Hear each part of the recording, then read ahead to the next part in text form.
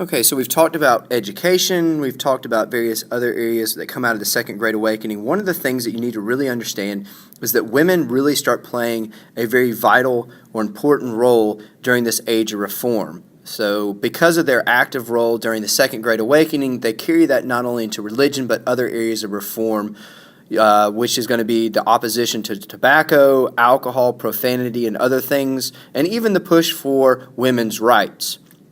So some of these reformed ideas are the ideas of debtors' prisons, criminal codes, insane asylums, and other areas that really kind of propel women into the front, which they were rarely seen before. So this gives them a voice, and they're trying to somewhat perfect society through people actively getting involved rather than the system just trying to correct itself over time. One of the major movements seen by women are actually going to be the idea of temperance, which is basically the idea that an individual will resist the use of alcohol. So you have the formation of the American Temperance Society in Boston in 1826, also sometimes the Coldwater Army, founded and signed by children to basically show their loyalty to not consuming alcohol. And basically the reason that's behind this is because women are the ones who oftentimes feel the effects of alcohol consumption. Women were not allowed to go out and publicly drink, but men were.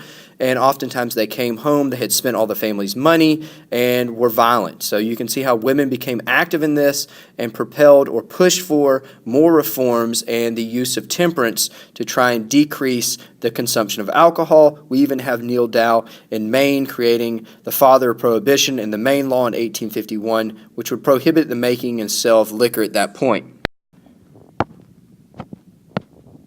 And you can see from this video right here, or this picture, you can see how the steps of alcoholism go, and then eventually towards decline and destruction of the family, as well as the individual involved. So my main focus here is really going to be talking about how women really start seeing themselves not as necessarily the leaders of the home, but also having opportunities outside the home.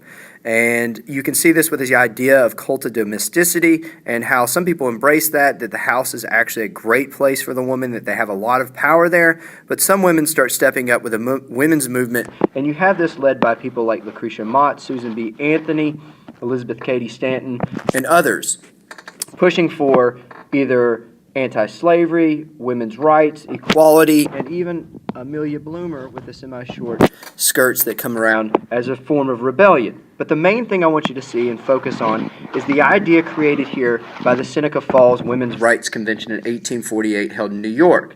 It's landmark because of its proposing that women be treated equally to that of men. And it has very similar ideas that are expressed in the Declaration of Independence, and that it's actually proposing that all men and women are created equal rather than just men. It's going to demand a ballot for women, and it becomes the launching point of the modern women's rights movement. Although this doesn't happen, slavery becomes more important as we get to the Civil War, and it's not going to be until after World War I that women are given the right to vote, but it does show a growing desire by women to have their voice heard and to have more rights or equal opportunity that men are being afforded at this point.